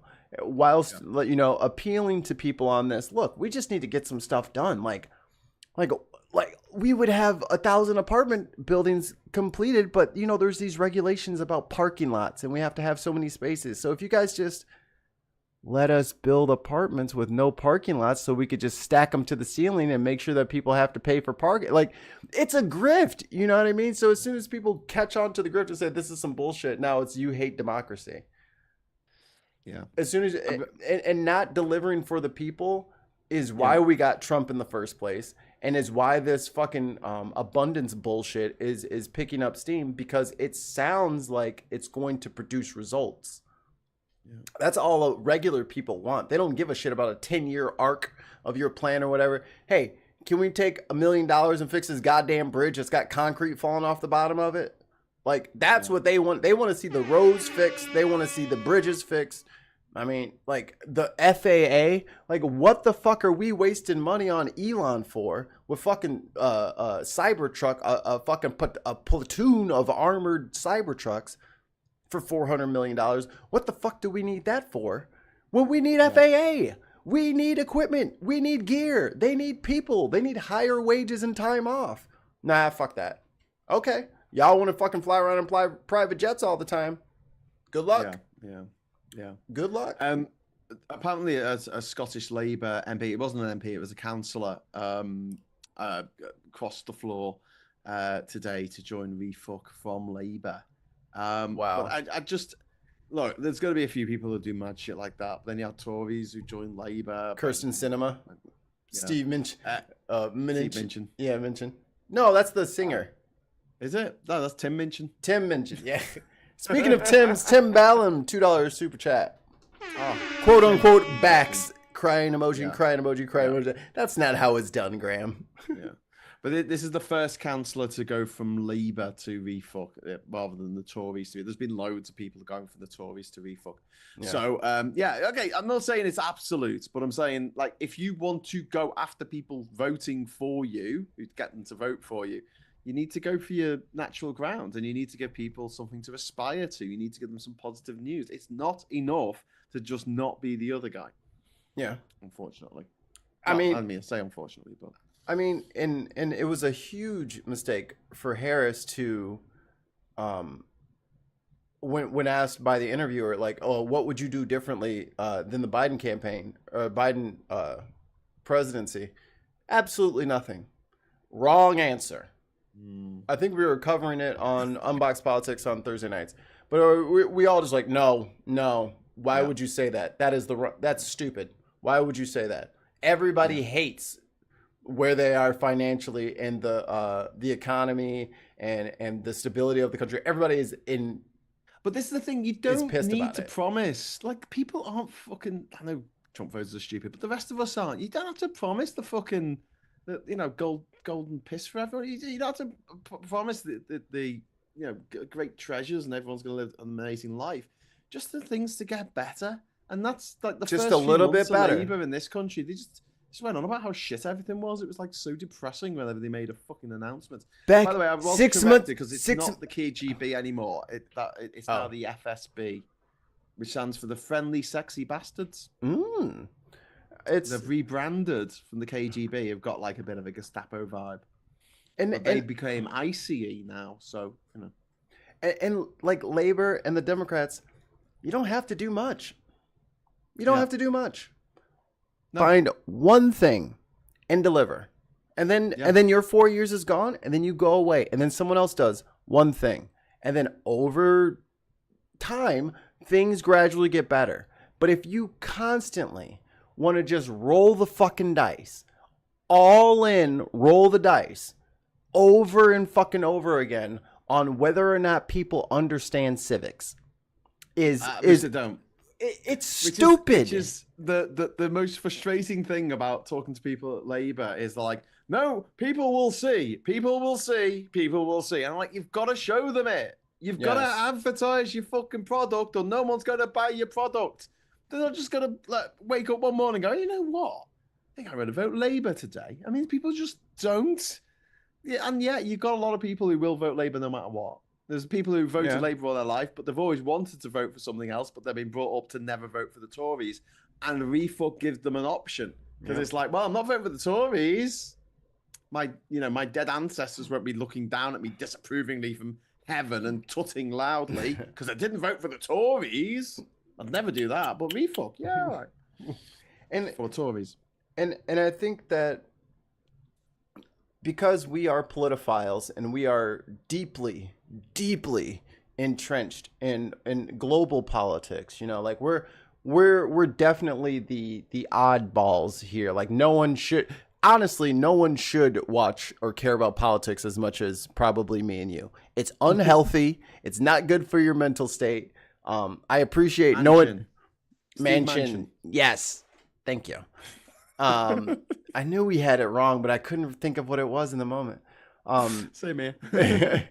But it's like we intentionally come into this because we have like a certain skill set to communicate what's going on to other people. Everyone shouldn't have to fucking be us to understand what's going on. Like the reason why AOC is so viral and Jasmine Crockett and Bernie Sanders, because they're fucking talking. Where is everyone? There's 400 fucking people in Congress. And we keep hearing from the same 6-7 people. That's a problem. And this is why David Hogg is trying to primary these. Like, what the fuck are you doing? Yeah. The fucking house is on fire. Get up. Well, I'm going to go ahead and take my break. Time to take my summer vacation. No. This is an emergency. You should be doing everything in your power to stop this. So all of you dickheads who fucking approved Tulsi Gabbard and Pete Hegseth and RFK and McMahon and all the fucking rest of them, you're gone. It's over. It's Jover. We're moving on without you. Because if people have the option of your punk ass or more MAGA bullshit, a third party looks grand right now. I'm just going to come in here and erase all of the bullshit that both parties have been doing. Oh, you'll get 900% of the vote. I wish Labour and the the Democrats would do in America is have a. I mean, we talked about it on the channel, and I set this up as Labour Social because I thought we could get some Labour MPs on, and we could be arm's length from Labour and everything. Did they email you back? No, what the fuck. I went to see them twice down in fucking London and said, "Here's what you." But like, one of the things that I really wish they would do is just have a group of tech people who can edit and make graphics on Photoshop and stuff like that. And any MP who wants to do some social media, all they need to do is do the video clip, and they can do that themselves, filming themselves, walking down the street, whatever. That goes to the video people, and they're freelance. They're not necessarily. It doesn't have to go through Party HQ. They don't have to put the fucking watermark on it or whatever. Right. And they deal with the editing, the uploading, the putting out the blurb, telling people on different platforms. At the moment in this country, Labour doesn't have a Blue Sky account. It doesn't have a Threads account. It's barely on TikTok. How come Refuck is getting all this support? How are they reaching the people? Because they're on fucking social media, you dumb motherfuckers. Like, how fucking hard is it to get a fucking account and have a town hall on Zoom once a fucking month to talk to your constituents? Yes. It's like $10 a month, and you could probably get some sort of code to like get like the longer meeting because you don't even need to do that. You don't even need to like pay. You just put it on YouTube. This is nothing. It's free. Fuck it. Get one of your interns to get on YouTube, learn OBS. It'll take like 2 weeks, and you'll be fine. And you can broadcast shit for free. I'm really behind on my chat. Let me catch up real here. Kay in the chat says centrism and liberalism both ultimately capitulate to and reinforce the status quo, which is inherently right wing. Yes. Mikey's right there. Politics should be going on quietly in the background whilst improving lives constantly. People understand this. It's politicians that are stupid. And we got a £10 British pound super chat from Tim Ballin. Please all watch the Rossman rant about people's support for Apple even when they go against their own interests, and you will see why we are still in the shit. All right, let me write that down. Tim's always got some good shit to watch. Yeah. I'd be watching that shit. But like I hope you've all watched Supertansky's interview that she did with Stella Creasy yesterday. It was a really good interview. It was about abortion rights in this country. Because shock horror to most of us who live in Britain, abortion's still technically illegal in this country. Okay, and Refuck are now doing the old American rhetoric of like, we don't understand why anyone would want an abortion at 24 weeks. What's wrong with people? And it's like having to explain to people, well, actually, the vast majority of abortions take place way earlier than that.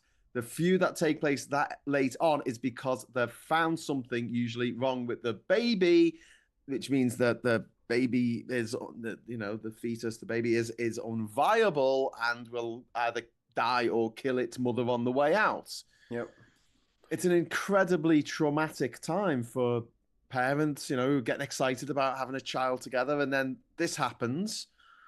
And Farage was talking about it this week. He was saying, why are women having abortions so late? And they're putting out propaganda saying, same thing that they said in America, that you can have an abortion up to the day of birth. So and Trump was like, and sometimes even after the baby's born. Yeah, sometimes after the baby's born, the newborn baby, and they just, I don't know. Citation. Give it measles. Citation needed. Where has that happened? Where is the doctor? Show me. But Supertansky she's got 64.5 thousand subscribers on her channel. Woo woo. Right? The Labour Party have got less than 60,000. She's got nearly 5,000 more people subscribed to her channel than she does. This video that she put up yesterday, Make Atwood Fiction Again, Decriminalising Abortion in the UK with Stella Creasy, it's had 7.2 thousand views so far, which is like, that's pretty standard for Supertansky. But in comparison, like looking at the Labour stuff that they've put up. The latest 150, video, 150 views. yeah. Well, it's not. It's like there's one. It's got like 2.8 thousand, but it was like 2 months ago. The latest video was put up 2 months ago. 2 months ago, they haven't put anything up since. Nothing's happened. There's nothing to report. There's nothing that the Labour Party in the UK needs you to know about in the last 2 months. So just, hey, this is because if we did have something to tell you, we would put it on our social media to make sure that our constituents heard from us what our stand on the issue is. So in 2 months, nothing must have happened. That's what it says. But Refuck is putting out a new video every 15 minutes with AI and like little fucking TikTok shorts. And they are flooding the zone, just like Steve Bannon is flooding the zone over here. And I don't know why they just refuse to listen to anyone who doesn't have money. Like all the... You know what it's like? You know when you try to get an older person to do something on a computer and they say things like, I just like doing it my way. And you're like, yeah, your way, it'll be quicker to walk to that place with a fucking letter in your hand. And they don't want to know about shortcuts. They don't want to know about a quicker way of doing it. They don't want to. They just don't want to know. That's what it is. So infuriating. It's like, just learn this. It'll take you 30 seconds to learn, and it'll shave 5 years off your fucking life. But let me tell you about. But let me tell you. Don't want to shave 5 years off your life. Extend your life by 5 years. But let me interrupt you and remind you about the way that I used to do it. Every 10 seconds. That's my favorite thing is when you're trying to teach somebody something and they keep telling you about the way that they used to do it. Yeah. Stop thinking about that. We're changing what you're doing. So there's no need to remind me of the way that is no longer valid. You keep that shit to yourself. But it's hard. And I think generationally we have learned to learn. Yeah. We have learned that sometimes you might have to adjust the formula. You might have to change up how you do things to adjust to the times. If what I'm in other generations, if what I'm doing ain't working, then there's something wrong with y'all. Yeah. And that is not the right mindset in 2025. I don't know how to explain to older people, like, you need to be on the right side of history on this. Like, you need to understand that, and maybe it wasn't you specifically, but you have to look at things from when you started going to grade school, to graduating from high school, to going to college, to buying a house, getting married, all that stuff. Put yourself in someone's shoes who is born in like 1995. I won't even use my like direct like line of it. If you ran through like a calendar for them and you tried to schedule out how they would live their life, you would be in tears by the time you turn 17. You would be in tears because even though your parents maybe make $50,000 each, your bills for college are going to be $40,000.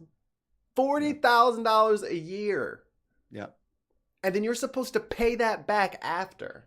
And you can't get rid of the loan. And everyone around you promised you that you're going to have the most fulfilling life. It is going to be so great once you graduate from college. You're going to get a great job and you're going to be able to pay all this money back. And it's not even going to be a problem. And for 5% of people, that was the case. But I didn't go to college because I didn't have 28 grand a year to be a music director. Now when they make 40 grand, I'd still be paying that shit. I'd be paying that shit off until I was 100 years old. But it's that they don't tell you that you'll never get that dream. And that even though I didn't go, I went into the workforce and I started DJing. I was in a band. I was doing all this like outside of the norm kind of stuff. All of my friends who went to college from high school were barbacks, were servers, were bartenders, were bouncers in the clubs that I was DJing at because they needed money. And then there was a bunch of boomers inside the workforce that weren't supposed to be there because they didn't save enough money and they couldn't retire. Like it's all falling down and we get it. And us millennials and Gen X, well, maybe not Gen X, Graham's generation can butt out. But we're going to fix it. We're going to fix it and we're going to be empathetic about it, and we're going to make it so that you can retire and get old with dignity, but also so that we don't fucking starve to death. So for that to happen, rich people are going to have to give it up. So we need you on our side with we're not asking that much. Do you know what I mean? Just tax them fairly. Yeah. They just don't want to give up any of their money at all. They're selfish assholes. 0%. They're the architects of their own downfall, because if they just gave a little back, let that trickle fucking down. But they don't. They don't even give us a fucking trickle. They give us fuck all. And then everyone's like, oh, okay, no one's happy. And at some point, the dam will burst, and people will stop blaming trans people. People will stop blaming immigrants, and they'll realize, when a critical mass, which you only need 3% of the population to realize this all at once, it's the rich people who are destroying people's lives and destroying people's futures and curtailing their horizons. Hey, listen, I've just shared the 38 Degrees petition, the Stella Creasy's petition. I've just shared it in the chat there. So if you go to the Politics Social thing there, if you haven't already signed it, it's nearly up to 40,000. Is it only for people in the UK? Yes. Sorry, Binsters, you can't. We're only. Yeah, but there's Binsters, people watching from the UK. That is true. So I can give it to you. Do you want? I'll throw it in the chat. Okay, there you go. I've sent it to you through WhatsApp, because I know how to do shit like that. Because I bothered to fucking learn it. No. I don't use Control C.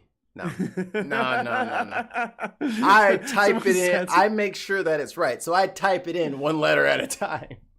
Russell's saying, what's that? Using Control C and Control V will lead to an early demise. I'm like, yeah, I didn't say that quite right. When they say shave 5 fucking... I meant like shave 5 hours off your working day, but I kind of fucked it up. Oh well, it's live. Whatever. This is what happens. Take 2. We'll fix it in post. We'll fix it in post. Editors, make sure you fix that, okay? My review show called We'll Fix It in Post. So they're up to 39,967 signatures so far. So they only need another 33, and they will hit that target. Well, the next target of 40,000. Jovian, thank you very much for the £20. That is really kind of you. And Jovian says, here's a trickle. Here's a trickle. Thank you. Thank you, sir. Thank you. That's very kind of you. And Russell says, am I still king? What powers does it give me? Can I make executive orders? I'm sorry, Russell, but you're a British king, and therefore you have no power whatsoever. Even with the Scottish Militia Act of 1707, you're fucked. We don't have to listen to you. Or, Questionable Absanity says, fix it in post is Control Z, right? Yes. Yes. How did you know? He knows too much. That's what my flag should be for Glastonbury. It should be Control Z, Elon. That's what it is. That's the Gen Z. Control Z, undo. Control Z, Elon. That's gonna be my flag. I was gonna have woke as fuck. But what do you prefer? I would people say in the chat. What do you prefer? I will demand that on your sign you actually draw a control button, like key on the keypad, like do the control and then Z. Control Z. Like Elon. draw a what is that? A prism. Like do the prism box with a Z on it, or with the control on it, and then just plus Z. Z. I apologize. Z. Okay, so what are we having? Letters. Control. Right, what do you want on my Glastonbury flag? Do you want Control Z Elon, which I think is quite clever, or would you rather have woke as fuck? I really like the idea of having a big yellow flag that says woke as fuck on it. Yellow? Obviously, it'll have a star instead of a U, but there you go. Okay. So there you what do you reckon? Oh god, it comes up tiny on the screen, doesn't it? Hey, you could put. I mean, since you're saying woke, maybe you could do a sun. And it doesn't have to be, implied with the Japanese, because we did talk about our love of flags last time. So you could have some sort of rising sun, woke, waking up, sun coming up. Yeah. Tim Ballon, 2 British pounds. Refuck post equals Alt F4. Yes. Alt F4 refuck is perfect. That's how you close a program, by the way. That's a shortcut. Yeah. Okay. Yeah. Close it. But yeah, have a double-sided flag. Doesn't quite work, Sarah, because I use t-shirt transfers for my flag. For me flags over the years. Zed is a character from Police Academy 2. So yeah, you're saying Z, and obviously over here we say Zed, but I was just humoring you by saying Zed as well. Z. Even with the cars, Zed's dead, baby. Even with the cars, you guys will be like, "Oh, it's a 270Z." I'm like, just stop. Just stop. It's a Z. Don't add the extra. It's a Z. I think that Generation Z sounds better than Generation Z. I've got to say, I know it's my language and I love it, but I prefer Z for that one. It's just not necessary. It gets messy. It's very close in the poll. Woke as fuck is on 55% and Control Z Elon is at 45%. I don't know if people will get the Control Z Elon. Yeah, they'll get it. Everybody knows what undo is. Yeah, true. Everyone knows not that. everyone. Not everyone. Well, the people who can read signs know what. If they can read, they will know. Control A, and then you press any key, and all of your writing that you've done disappears. So do Control A. You really need to know the control sets. First, you do Control A, then you do Control X, and then you're going to do Control V on another window, and then you're going to Control C off of what was good, and then you're going to Control V over there. Yeah. And then you're going to empty your clipboard. Vendetta says Zed's dead, baby. Zed's dead. Is that from a movie? It is from a movie. Oh, we got you on that one. Pulp Fiction. Bruce Willis says it. I hate Quentin Tarantino. Oh, do you? That's interesting. Him. He's got a fetish for like dehumanizing black men. He does. And I don't fucking like it. It fucking drives me up the wall. It's fucking nasty. And feet. The feet, fine. Have your feet thing. That's I'm not here to yuck anybody's yums, but if it's constantly now this is when I put the bowling pin up the black guy's ass. It's like, fuck you, guy. Like, why do you always do nasty shit to the black characters in your fucking movies? Oh. Because you're a piece of shit. And I love Margaret Cho, and he treated her like garbage. So fuck you, Quentin Tarantino. Fair enough. Can't argue with that. And Dave Grohl, you're next. No. Going after everybody's heroes.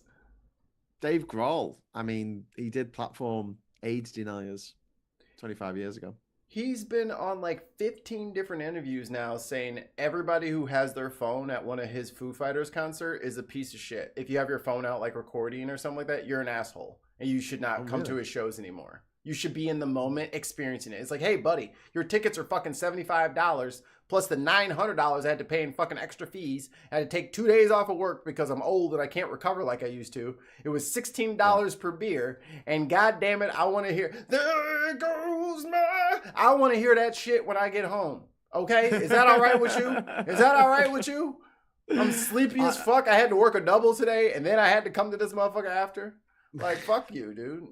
Let fans be fans. I'm not that arsed. I mean, you know, I used to take a camera to gigs back when no one had like a camcorder, digital camcorder back when no one had a camera. So I got some footage from some fucking epic gigs and festivals and stuff.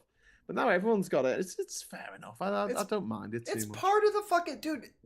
They're making a memory. They want to remember you. You should be honored. If they were all turned their back, if I got pissed off about it, I wouldn't enjoy the gig. That's the way I think of it. Dude, it's like everybody getting pissed off that there's a queue for the toilets or something. If everybody was down looking at their phone, looking away from him, I could see him being upset about that. But they're recording your performance so that they can show their friends later. And instead of being happy about it, he's like, you should just be fucking headbanging. Shut up. I'm ending the poll. The poll's over. Final results. Oh, damn. I thought it was 52. It was 52-48 for Woke as Fuck. That's funny. That's why I stopped it at that particular infernal ratio. But it's come up on the screen as 51%, 48%, which doesn't add up to 100%. God damn it. Sure anyway, but yeah, we're going to go with Woke as Fuck. And yes, Sarah, I think you're right. You say you have to take a pride flag and a trans flag. I will take the intersectional pride flag with Woke as Fuck written on it. I like it. How's about that then? One angry Shit, that came out wrong. one angry pagan You in don't the get that reference. One angry pagan in the chat says tribalism is a survival trait that actually helps civilization to evolve. The question really is, does this evolved trait still benefit our species? I am undecided. I think tribalism is bad. I think cultural and like maybe even like ethnic or whatever pride is good. Like I think, and I think we talked about this on like a politics social like weeks and weeks ago. But I like being black. Like I like my history. I'm proud of who I am and where I'm from, and I'm not running from my past. I don't think it's fair that everyone should have to be human because my past makes other people uncomfortable. That sounds like a y'all problem, you know? Not you, one angry pagan, but like the people who kind of want there to be like this amalgam of just no one can be themselves. I think everybody should be fucking weird. That's the problem. Everyone's trying to be fucking normal. Like there shouldn't be a normal tribe. Like normal tribes should be banned. Everybody should be fucking one of one, fucking weird ass creatures from the black. Like everyone should be super unique. And we should all love that everyone's super unique. That's an interesting life that I want to live. I don't want everybody to agree with me or think like I do. Or look the same, or have the same hobbies. Do you know what I mean? I don't want everyone turning up to the same gig as me. Just imagine if everybody liked the same football team. Yeah, exactly. That's what would be the fucking point. That's the future that the Conservatives want. They want everyone queuing up for the rest of their life to go into the same thing as everybody else.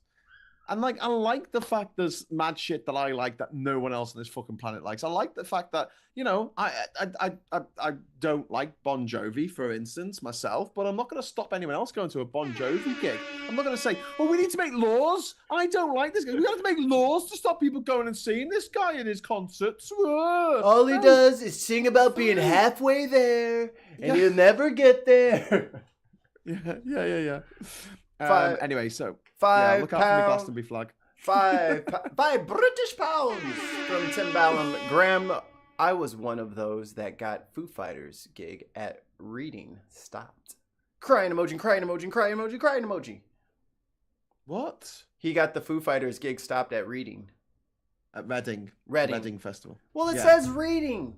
I know, it's pronounced Reading though. Then take the fucking A out. Well, then it wouldn't be Reading, would it? Yes, it would actually. But for some reason. Okay, wait. It's a typo.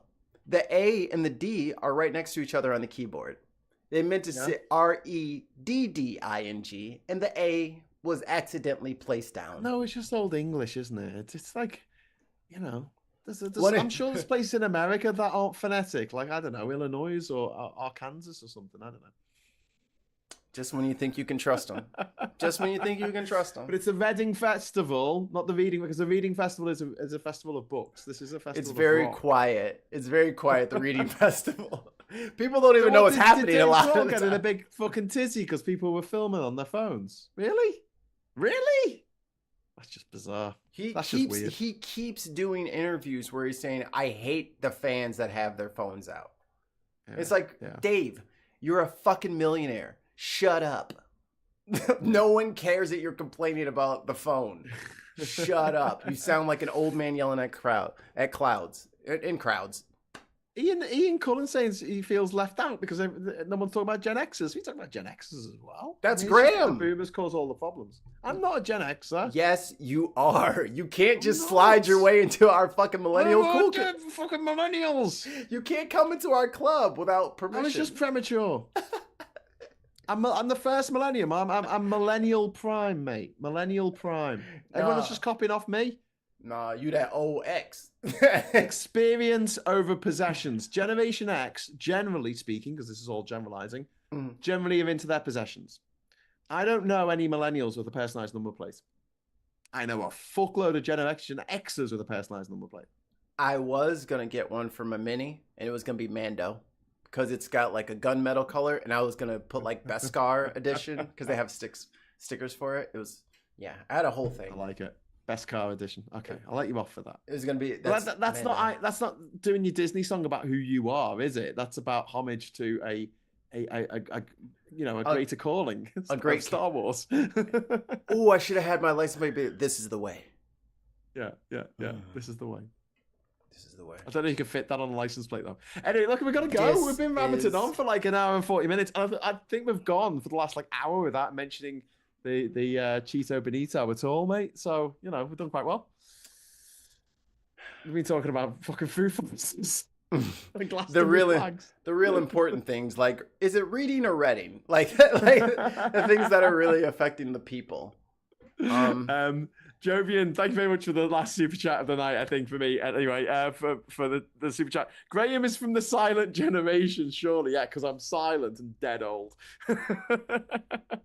Sarah says, Graham, I was born in 79. I have a personal number plate. Well, you're on the cusp. You're on the cusp, Sarah. You're a zennial. A zennial. Like it's millennial, but with a Z. Sorry, an X. Question on Santa says, I'm curious about this book banning bill in Texas. I haven't seen that because I didn't actually sleep last night. I got like an hour nap and then I fell asleep on the couch and the baby took my glasses and she got into my records. It was a rough morning. But I will say this about all these sweeping MAGA banning things. It'll last for a couple of months. It's not legal. And that's the problem that Trump keeps running into is there's this fucking crazy thing called the Constitution and all these laws that keep popping up that... Oh no, Tim Bowden, 2 super chat. He says, say it's Goucester. Gou. Go on then. CE. Go on then. Oh no, there's an L. Now question about Sandy saying this. Okay. Yeah. That's Gloucester. Yes. Woo! Well done. See, air horns for me. That was from the hip and guessing. Let's go. Well done, Mikey, my friend. Right, we're gonna have to wrap it up. Everyone's arguing in the chats now about license plates and fucking which whether they're a millennial or a Gen X thing or Gen Z or whatever. Right. Shill bottom. Okay. And we can do the pronunciation things on your channel at some point. I'll come over. I watched, oh shit, what was the name of the show? I watched Red Dwarf, I watched the IT Crowd, and I watched Luther. Ooh, yes, very good. Luther's so good. And then there was one other one. What's the one? Alice. Alice. What have you done, Alice? Oh, what are you doing to me, Alice? You're doing my head in, Alice. I need a drink after doing that. Broadchurch. I watched Broadchurch, and I was like, ooh, I think I like British TV. This Broadchurch is kind of all right. It was boring. And I mean, and this is the other thing. I know we're trying to go. Yo, some of your best shows, like Broadchurch, the budget on that must have been like, what, $50? Yes. I mean, they're just walking around. Sandwiches. We just sandwiches and crisps. The coffee. That was the budget. They had to keep buying the coffee. The coffee budget. Because it was just an interview. Like, there was like cops just going to this person's house. And then that person, I'm like, how are you guys? Really good dramas. It was fine. I was like, I didn't need no fucking dragon flying through the sky. Yeah. I mean, that show would have been better if there was like Smaug. Or an alien coming down as a cyborg from another planet. A realistic alien.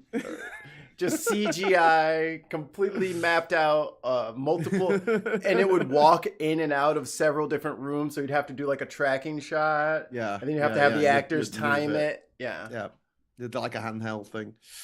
Anyway, right, look, we've really got to go. We got to get out of here. But thank you very much, Mikey, for joining us on this episode of Stateside. I'll be back tomorrow morning at 9 a.m. for Morning Brew, so please join me for that.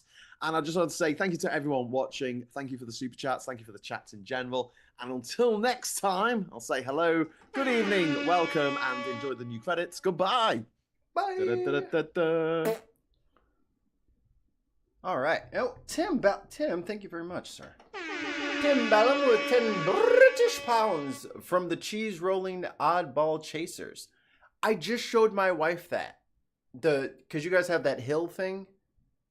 Where Yes. you roll the cheese down the hill. You chase the cheese down the hill. Yeah. So I showed her the video. I'm like, "Do you know what this is?" She's like, genius. That's what it is. She's like, "Yeah, I saw that guy before," and he's just like, the recent one, dude's like, he has got some velocity going down that hill. Like he is. It's like absolutely. It's very, very steep. It's almost vertical. But then I was like, "So do you know what they're doing?" She's like, "I don't know. I don't know what." I was like, "They're going after the cheese." I'm like, "They're chasing a wheel of cheese." She's like, "What do you mean a wheel of cheese?" I'm like, "A wheel of cheese." And then they roll it. I'm like the Parmesan, the big block. They just roll it down the hill, and then like whoever gets down there first gets to smell it. I don't know. Keep it probably, or marry it. Cash reward. So you don't get? Do you get the cheese? Yeah. You Okay. get the cheese and you get a cash prize. Cash? Hold on. Yeah. What? Wait a minute. You didn't say nothing about no cash. What day is it? I know what I said earlier made it sound like I didn't want to participate, but I'm gonna need that cash. Wrist, though. Yeah. Oh yeah, dude. Oh my God. Trying to catch yourself? But that dude looked like he was going to the Olympics. Like he had Olympic level backflip speed. Like that motherfucker launched. Actually, I'm gonna find it. I don't know if I'll be able to find it. What is that called? Is that the Gloucester place? Yeah, they keep the double. The winner gets to keep the double Gloucester cheese wheel. Oh, you just get the cheese. That's all you get. Fuck, I thought you got money as well. What? I thought they had like. That's it. You get the cheese. There you go. I risk my life for this. No, not for the cheese. Here we go. For the cheese, yeah. The people can see it. But this dude, Tom Kopke. Oh, so do you become like a celebrity if you're like the cheese guy? Oh yeah. Do people like buy you a pint? The cheese it's a 1 to 2 gradient down the hill, so it's a 50% gradient. Holy shit! Is that 50 degrees? Oh, it's 50%, so it's one. You go down one, you go. Look at this! Look at these people! Well, oh my God! You go down one and actually it's more. There he goes. That dude. That one. 66% gradients. That's crazy. Couldn't be me. This is like one of those times where I file this in my. I have like a Blockbuster in my brain where I store all my memories. It's like my mind safe. And this is like videos and events like that. They go in a section called creative ways for white people to hurt themselves. That's 50%. Yeah. Yeah. Yeah, that looks like it would really hurt. I'm not sure how these people are alive. Your neck is a very fragile piece of your body, and I hope people die. People died for cheese? The cheese. Yeah. Well, there's a lot of broken wrists and stuff, but people have died in the past. You can't make fun of us no more. What? You can't make fun of it, and you got the Isle of Man. Listen, we take our cheeses very seriously, mate. We don't have this deal with cheese where it just tastes like plastic. Give me American cheese if I gotta fucking risk my fucking neck. If I gotta go in a body cast just to get some goddamn cheese and a little. No. Between our this is your Florida man. Yeah. And I need you to own that. I have a question. Are you in your 40s yet? You're still in your 30s, aren't you? What year is it? It's Not 2025. yet. I got 2 more years. Not yet. 2 more years. You got 2 more years, right? You know Blanche from the Golden Girls? Yes. She was 40. Apparently, she was 41 in the first season of the Golden Girls. The guy from Cheers died. Ratzenberger. The guy who played. Or no, the other one. The other one. Cliff. Norm. No, yeah, Norm died, and Norm was like 28 in season 1. Oh my God, he looks so old. And I a little bit of a sidetrack here, but Wend. Yes, I think it was Vsauce. Vsauce. Hey there, Vsauce. Michael here. That guy. He has a really good video about photography and things looking older than they are. And how there is kind of this weird psychological thing that happens with, especially us, having gone through all these different media changes. People from the 70s, even if they're like teenagers, they look like adults because the adults that we grew up with kind of had some of that leftover stuff from when they were kids. So it's kind of like this weird self-fulfilling prophecy. Ooh, £5 super chat from Kay. Related because I'm at work. Absolutely love the hate for Tarantino and Grohl. Thank you, Kay. I knew I was on the right side of history. But I feel like Tarantino's a bit like Woody Allen. Like people kind of go on about what a genius he is all the time, and I'm like, he's like Elon. You made a couple of decent films a long time ago, but these days I'm not so sure. But people. And how do you even rate his fucking movies when all of his movies are filled with fucking superstars? Like, it's cheating. He never does a movie with a bunch of no names. And then that movie takes off. He has an entire, backroom hooker party as the cast. Like, half of Hollywood is in half of his movies every time. It's bullshit. Yeah. He's just putting up his friends in movies. Fuck that guy. Tarantino also disrespected Bruce Lee. Oh, he's fucking cooked, dude. No one disrespects. Once Upon a Time in Hollywood. No one disrespects the dragon. Yeah. No one. Fuck him forever. Fuck you. Hey, Quentin. Fuck you, dog. Right, come on. We gotta go. We gotta go. So thank you, everybody, so much for the love. We will see you guys tomorrow with Tim and Super Tansky from Tim's new home. Aha. So we will see you guys soon. I love you so much, and bye. I did this. Why can't you? Oh, yeah, I haven't done it. I love Tesla. I love Tesla. Tesla. What?